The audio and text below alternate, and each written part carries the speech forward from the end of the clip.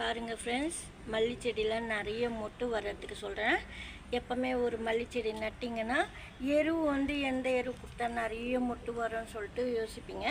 ஆனால் நான் என்ன சொல்கிறேன்னா, கரெக்டாக எரு போட தெரியலன்னா கூட இப்போ நான் சொல்கிறப்பெல்லாம் செஞ்சிங்கன்னா சூப்பராக பூக்கள் பூக்கும். நிறைய மொட்டு வச்சு நிறைய பூக்கள் பூக்கும் மல்லி செடியில். மல்லி செடியில் நிறைய பூக்கள் பூக்கணும்னா நீங்கள் வாரம் கூட ஒவ்வொரு எரு கொடுத்துக்கிட்டே வரலாம்.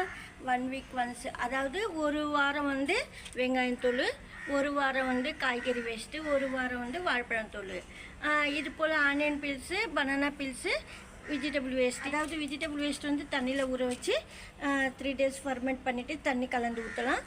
அதில் தயிர் கூட சேர்க்கலாம். அது போல் வாரம் கூட நீங்கள் கொடுத்துக்கலாம்.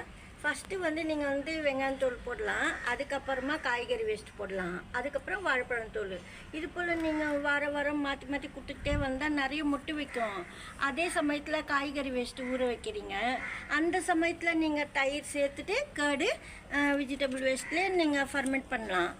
ஜாஸ்மின் பிளான்ட்டில் லீஃப் கூட ரொம்ப அழகாக இருக்கணும்னா இதெல்லாம் தயிரெலாம் சேர்த்திங்கன்னா கூட ரொம்ப நல்லது, சாயிலுக்கு ரொம்ப நல்லது. மேலுக்கு கூட ஸ்ப்ரே பண்ணலாம் ஜாஸ்மின் பிளான்ட்டுக்கு. அதாவது காய்கறி வேஸ்ட்டில் மோர் ஊற்றும்போது நல்லா புளிக்க வச்சுட்டு நிறைய தண்ணி கலந்து ஃபில்டர் பண்ணணும். அப்படியே நம்ம வந்து ஊற்றக்கூடாது. அதாவது மண்ணுக்குள்ளே ஊற்றலாம், மேலுக்கு ஸ்ப்ரே பண்ணும்போது ஃபில்டர் பண்ணணும்.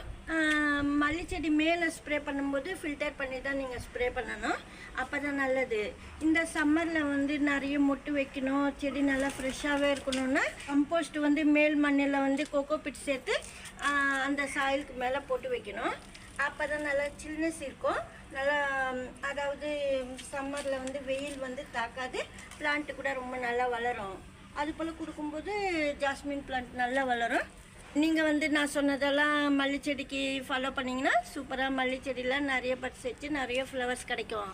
வெயிலில் கூட நல்லா பூக்கும். வெயிலுக்கு தான் நிறைய மல்லிப்பூக்கள் பூக்கும்.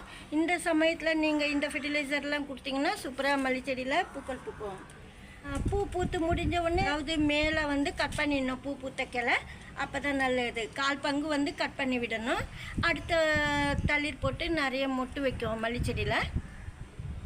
இந்த வீடியோவில் தான் பிடிச்சிருந்தா லைக் பண்ணுங்கள். நன்றி, தேங்க்யூ.